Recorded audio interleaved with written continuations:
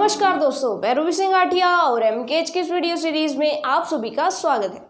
तो दोस्तों, क्लास 8 का 5th चैप्टर जो है हमारा उद्योग, उसका फर्स्ट पार्ट हमने कंप्लीट कर लिया था, जिसमें हमने उद्योगों के विभाजन को जाना था कि उद्योग किस किस आधार पर कितने कितने प्रकार के होते हैं।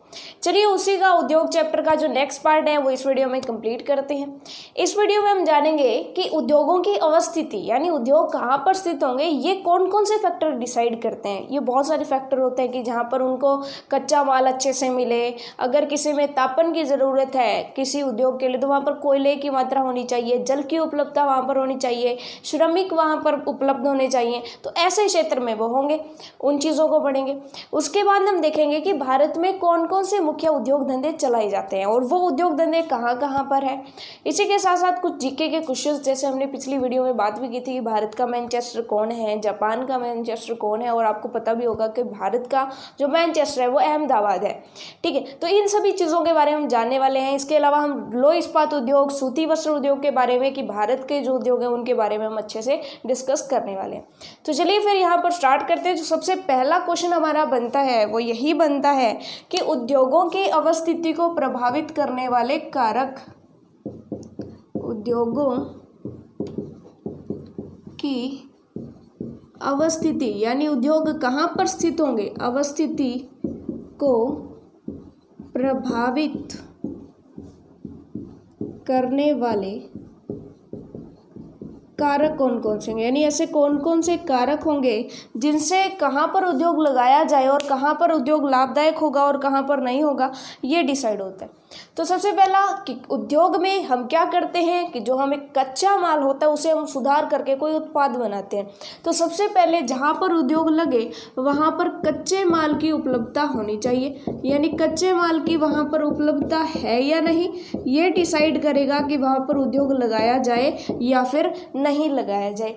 कच्चे माल के अलावा वहाँ पर थोड़ा सा देखना पड़ेगा कि वहाँ पर अच्छी भूमि है या नहीं। अच्छी भूमि का मतलब है कि वहाँ पर ऐसा ना हो कि मान लीजिए कि किसी शहर के बीचों बीच मान लीजिए कि वहाँ पर कच्चे माल की बेहतर उपलब्धता है, लेकिन वहाँ पर सघन बसा हुआ क्षेत्र है, वहाँ पर जगह ही नहीं है कि वहाँ पर उद्योग धंधा खड़ा किया जा सके। तो ऐसे में वहाँ पर जो है भूमि नहीं है, तो वहाँ पर जो है उद्योग धंधा खड़ा नहीं किया जा सकता, यानी उद्योग जो है वहाँ पर नहीं बनाया जा सकता। इसके बाद तीसरी जो है वो है श्रम, यानी वहाँ पर श्रमिक मिलते हैं या नहीं। तीसरी चीज़ हो गई श्रम, ठीक है। चौथी चीज़ हो गई हमारी पूंजी। अब पूंजी का क्या लेना देना है कि कहाँ पर उद्योग लगाए जाए, वहाँ पर पूंजी उपलब्ध है या नहीं। यानी क्या होता है कि किसी भी बड़े उद्योग को हमें बनाने के लिए क्या करना पड़ता है कि कुछ लोगों की पार्टनरशिप में कई उद्योग खड़े होते हैं, यानी कि हम क्या इन ऐसे लोगों के आसपास हमारे ऐसे लोग हैं जो हमारे प्रोजेक्ट में इन्वेस्ट करने के रुचिकर हैं, यानी हमारी उद्योग में पूंजी लगाने के में वो रुचिकर है या नहीं, तो ऐसा रुचि रखते हैं या नहीं। तो ऐसा अगर वहाँ पर होता है तो हम वहाँ पर उद्योग धंधा चलाएंगे, वहाँ पर हमें लाभ मिलेगा ज़्यादातर, क्योंकि वहाँ पर हमें अच्छे इन्वेस्टर्स मिल जाएंगे अपनी उद्योग में इन्वेस्ट करने के लिए। वो हमें पूंजी प्रदान करेंगे, हमारे पार्टनर बन जाएंगे, हमारे शेयर्स खरीदेंगे। तो इसलिए आपने देखा होगा कि बड़े बड़े शहरों में उद्योग बड़े बड़े चलाए जाते हैं, क्योंकि वहाँ पर श्रम और पूंजी की उपलब्धता ज़्यादा होती है।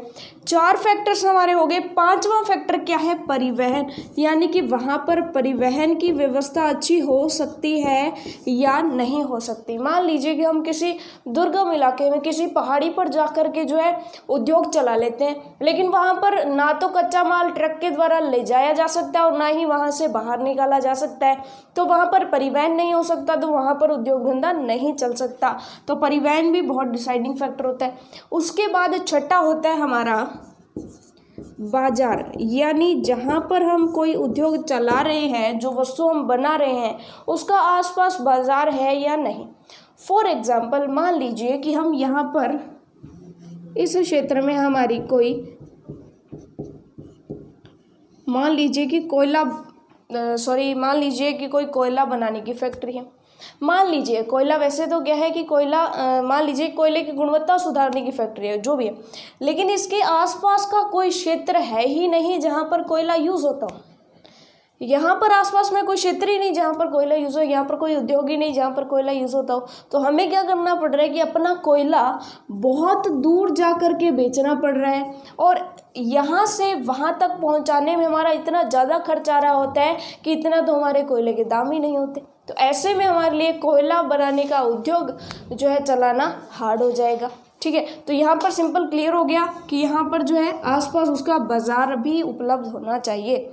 ठीक है, ये चीज़ हमें क्लियर हो गई। तो ये कुछ फैक्टर्स हैं जो कि प्रभावित करते हैं उद्योगों की अवस्थिति को, कि कहाँ पर उद्योग उपस्थित होंगे, कहाँ पर उद्योग उपस्थित नहीं होंगे। अब जिस क्षेत्र में ये सारी चीज़ें पाई जाती है वहाँ पर कई सारे उद्योग इकट्ठे चलाए जाते हैं। यदि उस क्षेत्र में बहुत सारे जो लोग होंगे वो उद्योग अपना वहाँ पर खड़ा करना चाहेंगे, वहाँ पर अपना उद्योग चलाना चाहेंगे, तो ऐसे में कई सारे उद्योग जो है एक साथ एक क्षेत्र में बहुत सारे उद्योग पास पास में अगर बने होते हैं तो उस क्षेत्र को क्या बोला जाता है? औद्योगिक क्षेत्र बोला जाता है। और हमारे बड़े बड़े शहर औद्योगिक क्षेत्र है, जैसे बम्बई है, जैसे कि हमारा कोलकाता है, तो वहाँ पर बड़े बड़े जो शहर हैं वो क्या है? औद्योगिक क्षेत्र है। तो औद्योगिक क्षेत्र अगर हमसे पूछ लिया जाए तो हम क्या कहेंगे? ऐसा क्षेत्र जहाँ पर पास पास में बहुत सारे उद्योग होते हैं उन्हें क्या कहते हैं? औद्योगिक क्षेत्र कहते हैं। बहुत ही सिंपल। सो फ्रेंड्स, नेक्स्ट हमारा जो, जैसे हमने प्रीवियस चैप्टर, हमारा पिछला जो चैप्टर था कृषि, वहाँ पर पढ़ा था कि कृषि एक तंत्र है जहाँ पर हम कुछ निवेश करते हैं, कुछ हम क्रियाकलाप करते हैं और फिर हमें कुछ उत्पाद प्राप्त होते हैं। इसी तरह से उद्योग भी क्या है? एक तंत्र है। और औद्योगिक तंत्र है उसको कैसे आप बताएंगे कि वहाँ पर क्या कुछ हमें निवेश करना पड़ता है, वहाँ पर क्या कुछ हमें क्रियाकलाप करने पड़ते हैं, यानी प्रक्रम कौन कौन से होते हैं, और वहाँ पर जो है निर्गत क्या क्या चीज़ें होती हैं। तो यहाँ पर क्वेश्चन बनता है कि औद्योगिक तंत्र क्या है।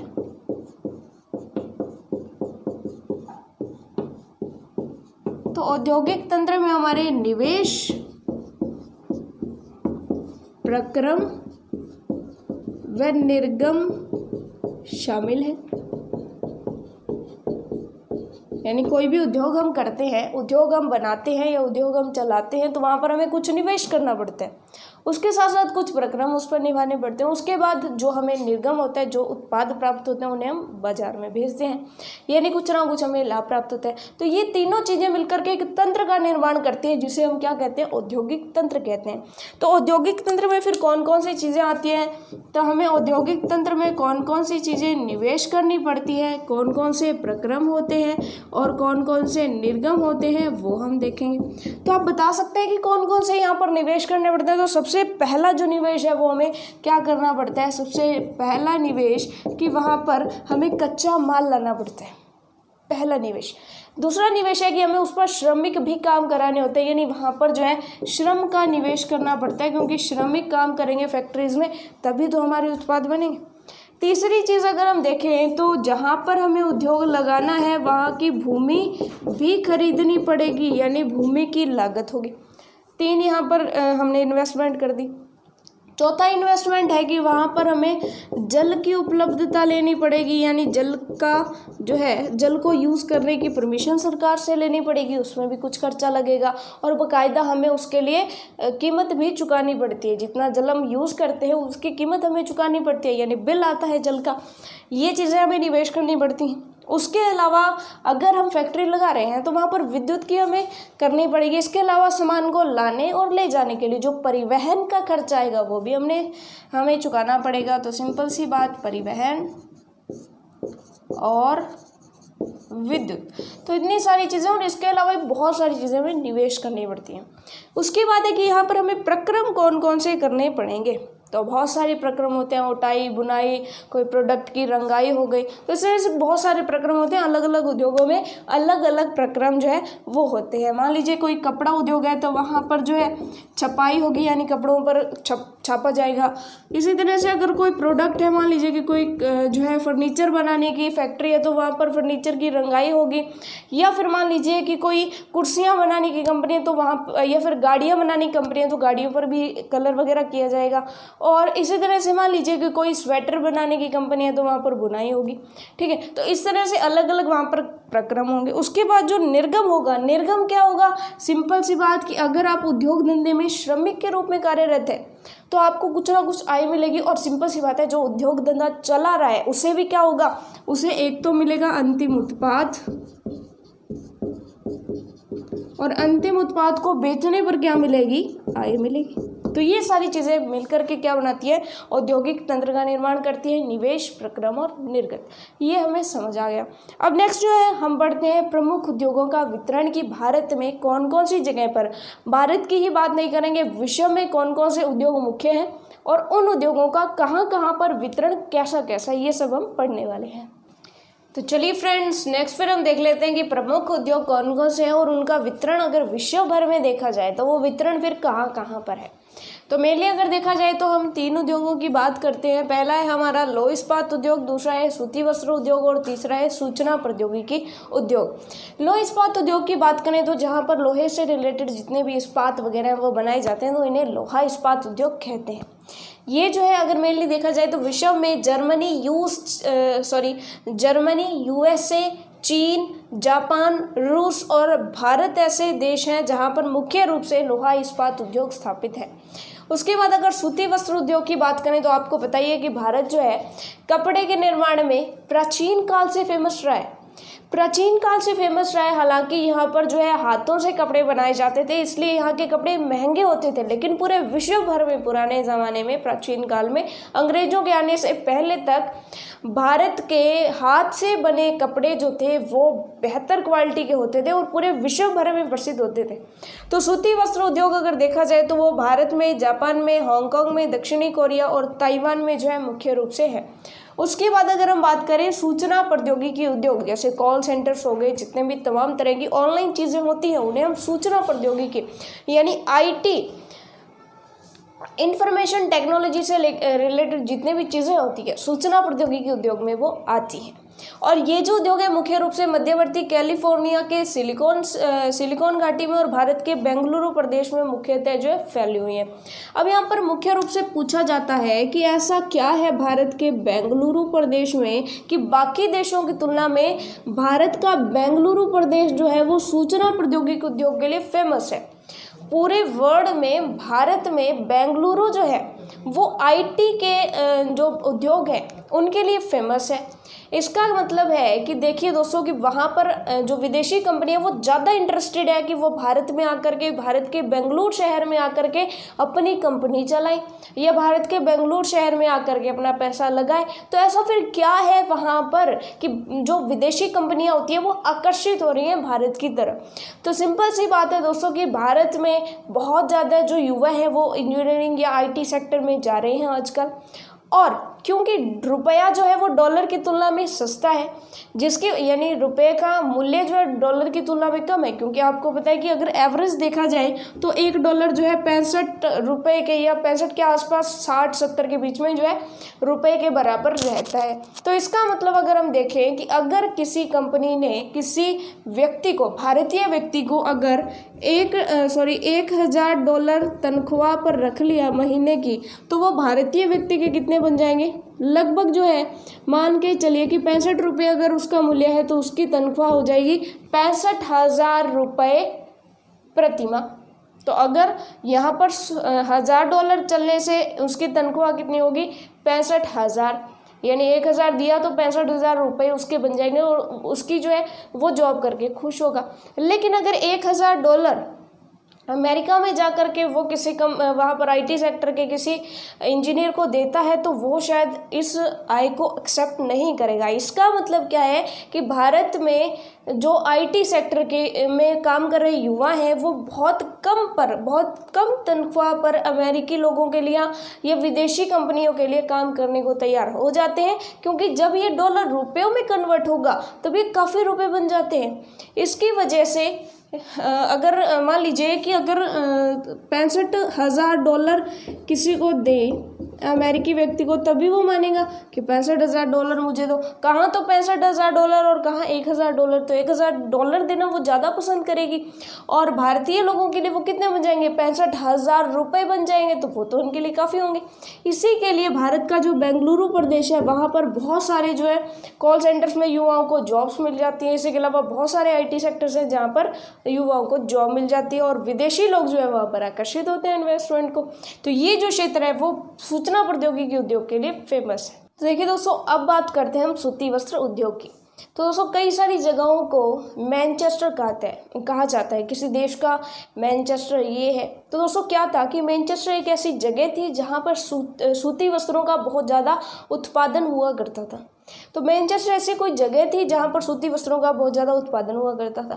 ठीक है, तो उसी तरह से अहमदाबाद जो शहर है, जैसे हमें आज़ादी मिलती है तो अहमदाबाद शहर में सूती वस्त्र उद्योग का बहुत विस्तार हुआ। इसीलिए भारत का मैनचेस्टर यानी भारत का सबसे बड़ा कपड़ा उत्पादक जो है वो किसको बना दिया गया? अहमदाबाद को। और अहमदाबाद को जो है फिर इसी नाम से जाना जाने लगा, क्या? भारत का मैनचेस्टर। और आज भी ये जीके का क्वेश्चन बनता है कि भारत का मैनचेस्टर कौन है? तो भारत का मैनचेस्टर अहमदाबाद है। इसी के अलावा आपकी जो एनसीईआरटी बुक है उसमें यह भी बोला गया है कि जापान का मैनचेस्टर कौन है? तो जापान का मैनचेस्टर जो है वहाँ का ओसाका शहर है, ओसाका शहर। तो ये आपको याद रखना है कि भारत का मैनचेस्टर कौन है? अहमदाबाद। ये क्वेश्चन जो है बहुत ही कम्पिटिटिव एग्जाम्स में पूछा जाता है कि भारत का मैनचेस्टर कौन है, तो वो है अहमदाबाद। जापान का मैनचेस्टर कौन है? तो जापान का मैनचेस्टर है ओसाका। और हमने अभी बात की कि प्राचीन समय में अंग्रेजों के काल में भारत के कपड़े जो थे, कुछ भारत के कपड़े विदेशों में बहुत ज़्यादा फेमस थे। तो यहाँ पर हम देख लेते हैं कि कहाँ का कौन सा कपड़ा जो है वो फेमस था। ये भी एग्ज़ाम्स की दृष्टि से बहुत इंपॉर्टेंट है। कई बार पूछ लिया जाता है कि भारत का जो किस क्षेत्र का मलमल जो है पूरे विश्व में प्रसिद्ध था। भारत के किस स्थान का छींट जो था वो पूरे विश्व भर में प्रसिद्ध हुआ करता था अंग्रेजों के ज़माने में। तो फिर हम देख लेते हैं कि बेसिकली अगर मलमल की बात की जाए तो मलमल जो था वो ढाका का बहुत फेमस था। ढाका का मलमल पूरे विश्व में बहुत फेमस था। उस ज़माने में जब अंग्रेज आए थे तब उस ज़माने में, आजकल तो बांग्लादेश की राजधानी है ढाका, लेकिन उस ज़माने में ढाका जो है वो भारत में ही पड़ती थी। तो वहाँ पर ढाका का जो मलमल है यानी भारत में ढाका का मलमल पूरे विश्व में प्रसिद्ध हुआ करता था। अगर छींट की बात करें तो छींट के लिए एक स्थान है मसूलीपट्टनम। ये दक्षिण का एक स्थान है मसूलीपट्टनम। तो मसूलीपट्टनम का छींट बहुत फेमस हुआ करता था। उसके बाद अगर केलिके की बात करें तो जो कालीकट बंदरगाह है वहाँ का केलिके नामक कपड़ा बहुत फेमस हुआ करता था। कालीकट का केलिके, मसूलीपट्टनम का छींट, ढाका का मलमल। उसके बाद आता है सुनहरी जरी वाले वस्त्र कहाँ के फेमस थे? तो सुनहरी जरी वाले जो वस्त्र थे उसके लिए जो मशहूर जगह थी वो थी बुरहानपुर। बुरहानपुर के साथ साथ वहाँ पर सूरत और वडोदरा भी फेमस थे। तो ये है कि बुरहानपुर जगह का नाम है, सूरत भी एक जगह का नाम है, गुजरात में ही है सूरत। उसके बाद है तथा वडोदरा। ये 3 जगह थे जहाँ के सुनहरी जरी वाले वस्त्र जो है पूरे विश्व में प्रसिद्ध हुआ करते थे अंग्रेजों के ज़माने में। देखिए हमारा भारत जो था उस समय सूती वस्त्र के क्षेत्र में कितना आगे था। हालांकि क्योंकि हाथ से कपड़ा बनाया जाता था इसलिए हमारा कपड़ा महंगा होता था। और फिर अंग्रेजों के आने के बाद आपको पता है कि अंग्रेजों ने कपड़े जो है वो मशीनों से बनाने स्टार्ट कर दिए थे। कपड़े की मिलें लगाई गई थी। इंग्लैंड में कपड़े की मिलें हुआ करती थी। यहाँ से कच्चा धागा वहाँ पर भेजा जाता था, वहाँ से कपड़े बनकर यहाँ पर आते थे। वो कपड़े सस्ते होते थे इसलिए वो कपड़े बिकते ज़्यादा थे, लेकिन भारतीय कपड़े महंगे थे। लेकिन भारतीयों की कपड़ों की क्वालिटी बहुत अच्छी थी, हालांकि वो महंगे तो थे। आज़ादी के बाद जैसे ही अंग्रेज चले गए तो उसके बाद भारत में भी जो है कपड़े बनाने के लिए कुछ मशीनें लाई गई। और पहली बार यंत्रीकृत वस्त्र मिल जो है मुंबई में 1854 में स्थापित की गई। तो ये आपको याद होना चाहिए कि सबसे पहले 1854 में मशीनीकृत कपड़ा यानी यंत्रीकृत वस्त्र मिल कहाँ पर स्थापित की गई? मुंबई में स्थापित की गई थी। ये आपको याद होना चाहिए। भारत का मैनचेस्टर यानी भारत में कपड़े का सबसे बड़ा उत्पादक आज़ादी के जस्ट बाद कौन सामने आया? अहमदाबाद सामने आया। ये चीज़ हमें क्लियर हो गई। तो चलिए सूती वस्त्र उद्योग के बारे में बस इतना ही हमने जान लिया। अब पढ़ते हैं हम लोहा इस्पात उद्योग के बारे में, जो कि बहुत ही इंपॉर्टेंट है क्योंकि जितनी भी चीज़ें आपके आसपास है तो बहुत सारी चीज़ें लोहे से बनी होंगी, बहुत सारी चीज़ें स्टील से बनी होंगी। तो देखिए इतना स्टील, इतना लोहा फिर फिर क्योंकि बहुत सारी चीज़ें इनसे बनाई जाती है और ये आधारभूत उद्योग है, यानी कई सारे उद्योग आगे इनके उत्पाद को कच्चे माल के रूप में लेते हैं। तो इसका मतलब ये तो बहुत इंपॉर्टेंट है। तो ये हमारे लिए पढ़ना बहुत इंपॉर्टेंट है कि लोहा इस्पात उद्योग क्या है, इसमें कैसे हम इस्पात वगैरह बनाते हैं। तो चलिए देखते हैं। तो चलिए दोस्तों नेक्स्ट हम देख लेते हैं लोहा इस्पात उद्योग के बारे में कि लोहा इस्पात उद्योग कहाँ कहाँ पर है, क्या क्या इसमें किया जाता है। तो बेसिकली दोस्तों यहाँ पर क्या होता है, इसमें एक भट्टी होती है, जो भी कच्चा माल होता है वो उस भट्टी में डाल दिया जाता है और नीचे उसके कोयले जलाए जाते हैं। जो उसमें कच्चा माल डाला जाता है यानी लोह अयस्क जो डाला जाता है, पहली बात तो हम यहाँ पर देखते हैं कि अयस्क क्या चीज़ होती है। तो दोस्तों अयस्क कोई ऐसी चीज़ होती है, यानी मान लीजिए कि ऐसी कोई, मान लीजिए कि मिट्टी में जो है लोह अयस्क पाए जा रहे हैं, तो इसका मतलब है कि मिट्टी में जो है लोहे तत्व की अधिकता पाई जाती है, यानी ऐसा पदार्थ जिसमें से किसी एक पदार्थ की अधिकता होती है। जैसे लोहा अयस्क का मतलब समझ लिया कि यहाँ पर मान लीजिए कि कोई पदार्थ मिला है, हमें कोई भी पदार्थ मिला है और उस पदार्थ में लोहे की अधिकता है, तो उसे हम क्या कहेंगे, लोहा अयस्क कहेंगे। इसी तरह से अगर मान लीजिए कि कोई और वस्तु हमें मिलती है तो वहाँ पर उसका वो अयस्क हो जाएगा। ठीक है, तो यहाँ पर जैसे मान लीजिए कि तांबा उसमें से ज़्यादा मात्रा में निकाला जा सकता है, तो वहाँ पर तांबे का नहीं, मान लीजिए कि कोई और धातु है तो उस धातु का अयस्क हो जाएगा। ये चीज़ हमें क्लियर हो गई। तो लोहे का अयस्क का मतलब है कि वहाँ पर जो पदार्थ पाया जा रहा है उसमें लोहे की अधिकता है, यानी उस अयस्क में से लोहे को अलग करें तो वो हमारे लिए लाभदायक होगा। तो लोहा अयस्क जब हम खनन करते हैं तो हमें प्राप्त होता है, लेकिन वो क्या होता है, शुद्ध नहीं होता है, पहली बात। दूसरी बात कि उसको कच्चे माल के रूप में प्रयुक्त किया जाता है क्योंकि उसमें कठोरता नहीं होती है और वो जंग प्रतिरोधक नहीं होता है, यानी उसमें जंग जल्दी लग जाती है। तो इसके लिए क्या किया जाता है कि उसको पकाया जाता है उस भट्टी में डाल करके और नीचे कोयले जलाए जाते हैं। तो लोहा इस्पात उद्योग कहाँ पर स्थापित किया जाएगा, जहाँ पर कच्चा माल मिले, यानी कि लोहा अयस्क जो है वो ज़्यादा मात्रा में मिले। दूसरी चीज़ है कि जहाँ पर कोयला भी उपलब्ध हो जाए, यानी कोयला, क्योंकि उस प्रज्वलन भट्टी को जलाने के लिए भट्टी के नीचे जो है ताप हमें ज़्यादा बढ़ाना पड़ेगा, तो इसके लिए हमें कोयला जलाना पड़ेगा। कोयला जलाने के लिए हमें ज़्यादा मात्रा में कोयले की आवश्यकता पड़ेगी। जिस स्थान पर कोयला मिलेगा वहीं पर लोहा इस्पात उद्योग होगा। अब लोहा इस्पात को जब जलाया जाता है, यानी इस भट्टी में डाल दिया जाता है, अब इसको थोड़ा सा थ्योरेटिकली हम देखते हैं। इसमें लोह अयस्क से इस्पात बनाया जाता है, पहली चीज़। इसमें कच्चे माल को यानी लोहा अयस्क को झोंका भट्टी में रखा जाता है। एक भट्टी होती है, इस तरह की एक भट्टी होती है और उस भट्टी में जो है लोहा डाल दिया जाता है अयस्क और नीचे जो उसके आग जलाई जाती है। जहाँ पर यह प्रज्वलित होता है, जहाँ पर यह गल जाता है, गलने के बाद इसके बाद इसे परिशोधित किया जाता है, यानी लोहा उसमें से निकाल लिया जाता है। क्योंकि देखिए लोहा जो है वो प्रज्वलित यानी पिघल जाएगा, पिघलने के बाद पूरे लोहे की एक परत बन जाएगी और जो भी पदार्थ बचेगा उसकी अलग परत बन जाएगी। तो वहाँ पर सारी चीज़ें अलग अलग हो जाएंगी और उन्हें परिशोधित हम कर लेंगे, यानी शुद्ध कर लेंगे। अब यहाँ पर ये यानी परिशोधित तो हो गई, यानी अलग अलग हो गई। अब उत्पाद के रूप में हमें क्या प्राप्त हुआ, इस्पात प्राप्त हुआ, जो अन्य उद्योगों के कच्चे माल के रूप में प्रयुक्त होते हैं। जैसे फॉर एग्जांपल अन्य उद्योग, जैसे कोई गाड़ी बनाने की फैक्ट्री है या गाड़ी बनाने के उद्योग हैं, कार बनाने के उद्योग हैं, तो वहाँ पे लोहा चाहिए। तो वो लोहा कहाँ से लाएंगे, लोह इस्पात उद्योग से लाएंगे। तो लोह इस्पात उद्योग से जो उत्पाद निकल रहा है वो अन्य उद्योगों के लिए क्या होगा, कच्चे माल की तरह काम करेगा। आपके आसपास बहुत सारी लोहे से बनी वस्तुएं होगी, तो आप देख सकते हो कि उनकी जो फैक्ट्रीज होगी वहाँ पर लोहा आता कहाँ से होगा, वहाँ पर लोहा आता होगा लोह इस्पात उद्योग से। ये चीज़ हमें क्लियर हो गई। उसके बाद हम बात करते हैं कि हम इस्पात बनाते क्यों है। तो सिंपल सी बात, इस्पात कड़ा होता है, कड़ा यानी कठोर होता है, इसे आसानी से काटा जा सकता है और आकार दिया जा सकता है। उसे आसानी से हम काट सकते हैं, आसानी से उसे आकार दे सकते हैं हथौड़े मार करके, ठीक है। और इसीलिए जो है लोहा जो अयस्क होता है उसे इस्पात में बदला जाता है। नेक्स्ट जो हमारा क्वेश्चन बनता है, ये तो हमने पढ़ लिया इस्पात के बारे में। नेक्स्ट हमसे पूछा जाता है कि मिश्र धातु क्या होती है। मिश्र धातु। मिश्र धातु का मतलब हमें समझ आता है मिश्रण, यानी बहुत सारी धातुओं को मिश्रित कर दिया जाए, किसमें, लोहे में।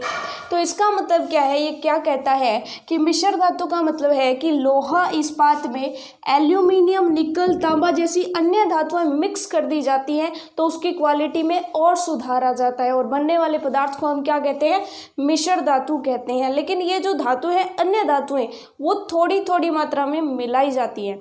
अब हमने इस्पात ठीक था हमारा, हमने उससे मिश्र धातु बनाई क्यों, तो सिंपल सी बात है कि मिश्र धातु इस्पात को असामान्य कठोरता, मतलब बहुत ज़्यादा कठोरता प्रदान करती है, दृढ़ता प्रदान करती है, और इसके साथ साथ जंग प्रतिरोधक क्षमता भी उसकी सुधारती है ताकि उसको जंग ना लगे। ये हमने देखा है कि लोहे के जंग बहुत जल्दी लगती है, तो इसलिए अगर लोहे की मिश्र धातु हम बनाते हैं तो उसके जंग जो है वो बहुत कम लगती है। तो आपने कई सारी इसकी चीज़ें देखी होंगी, जैसे आपके जो डोर्स होते हैं यानी गेट होते हैं, उसकी जो हैंडल्स होते हैं, पकड़ने वाले हैंडल्स, उनके जंग जो है यानी वो स्टील कलर के से होते हैं, तो वो क्या होती है, मिश्र धातु होती है। हालांकि वो उसमें लोहा कुछ मात्रा में पाया जाता है, लोहा कुछ मात्रा में पाया जाता है, फिर भी उसके जंग नहीं लगता। क्यों? क्योंकि वो क्या होती है, मिश्र धातु होती है। ये चीज़ हमें क्लियर हो गई। उसके बाद क्वेश्चन बनता है कि भारत में लौह इस्पात के केंद्र कौन कौन से हैं, तो भिलाई, दुर्गापुर, बर्नपुर, जमशेदपुर, राउरकेला और बोकारो। हालांकि मैप्स में इनको पढ़ने वाले हैं, जैसे ही हमारा मैप्स का सेशन चलेगा 8th क्लास, क्योंकि बोर्ड की क्लास है, तो वहाँ पर हमें मैप भी भरने पड़ेंगे। तो जब मैप भरेंगे तब इन सभी के बारे में आप अच्छे से जान चुके होंगे कि ये कहाँ कहाँ पर है और कौन कौन से क्षेत्र में है। बाकायदा हम इनको एक एक चीज़ को डिनोट करेंगे कि ये जो है यहाँ पर लोहा इस्पात उद्योग है, यहाँ पर कोयला पाया जाता है, तो सब चीज़ें करेंगे तो तब ये भी आ जाएंगे। लेकिन फिलहाल आपको इनको याद करना पड़ेगा। चलिए तो चलिए दोस्तों, लौह इस्पात उद्योग के केंद्र तो हमने पढ़ लिया, लेकिन यहाँ पर जो हमने इस पर राउंड किया है जमशेदपुर, वो बहुत ज़्यादा इंपॉर्टेंट है हमारे लिए, क्योंकि यहाँ पर सबसे पहला लौह इस्पात उद्योग, टिस्को नाम का जो लौह इस्पात उद्योग था वो स्थापित किया गया था जमशेदपुर में। तो चलिए जमशेदपुर की थोड़ी सी थ्योरी देख लेते हैं कि जमशेदपुर क्यों इंपॉर्टेंट है। तो ये तो हमने पढ़ी है लौह इस्पात उद्योग के बारे में। अब जमशेदपुर और टिस्को जो है वो क्या है, टिस्को की फुल फॉर्म क्या है, ये सारी चीज़ें हम यहाँ पर पढ़ने वाले हैं। तो एक्चुअल में दोस्तों, झारखंड जो हमारा राज्य है वहाँ पर 2 नदियाँ बहती हैं, स्वर्णरेखा और खरकई नदी। स्टोरी ध्यान से सुनिएगा कि झारखंड राज्य में 2 नदियाँ बहती हैं। कौन सी नदी? स्वर्णरेखा नदी व खरकई नदी, और इनके किनारे पर एक स्थान बसा हुआ है जिसका नाम है साकची। देखिए, स्वर्णरेखा और खरकई 2 नदियां हैं, कहाँ पर? झारखंड में, और इनके किनारे पर एक नगर बसा था साकची, जहां पर 1907 में पहला लौह इस्पात उद्योग टिस्को स्थापित किया गया। ठीक है, लेकिन उसके बाद क्या हुआ, थोड़े समय के बाद साकची का नाम बदलकर क्या रख दिया गया? साकची का नाम बदलकर क्या रख दिया गया? जमशेदपुर। तो आपको स्टोरी समझ आ गई होगी कि जो जमशेदपुर है वो क्यों फेमस है, क्योंकि यहाँ पर सबसे पहला हमारा जो लौह इस्पात उद्योग है वो स्थापित किया गया। अब यहाँ पर एक और क्वेश्चन छुपा हुआ है कि इस टिस्को की फुल फॉर्म क्या है। टिस्को का मतलब है Tata iron and steels corporation limited. चलिए, इनकी भी जो फुल फॉर्म है, कंपनी लिमिटेड, यहाँ पर मैंने कॉरपोरेशन बोल दिया। तो टिस्को की जो फुल फॉर्म है वो है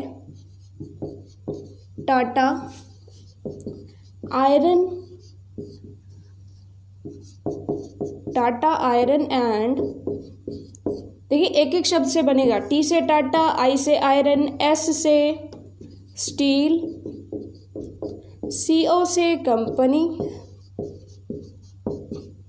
और लिमिटेड। तो यानी टिस्को लिमिटेड की स्थापना की गई थी 1907 में। कहाँ पर की गई थी? जमशेदपुर में की गई थी, जिसका पुराना नाम साकची था। और ये कौन सी नदियों के किनारे है? स्वर्णरेखा और खरकई नदी के किनारे। अब यहाँ पर हमारे लिए ये जानना इम्पोर्टेंट है कि यहाँ पर ही क्यों टिस्को कंपनी स्थापित की गई, क्योंकि हमने पढ़ा था कि कोई भी उद्योग कहाँ पर स्थापित किया जाता है? जहाँ पर उस उद्योग से रिलेटेड कच्चा माल और श्रम पूंजी वगैरह सारी चीज़ें जहाँ पर मौजूद हों वहाँ पर ही ये उद्योग स्थापित किए जाते हैं। तो फिर ऐसा क्या है कि यहाँ पर ही जमशेदपुर में ही टिस्को यानी पहली जो कंपनी थी वो स्थापित की गई या पहला जो उद्योग था वो स्थापित किया गया। तो सिंपल सी बात है कि झारखंड में ही एक स्थान है झरिया, जो कि जमशेदपुर के पास ही पड़ता है। तो झरिया से जमशेदपुर को मिल जाता था कोयला।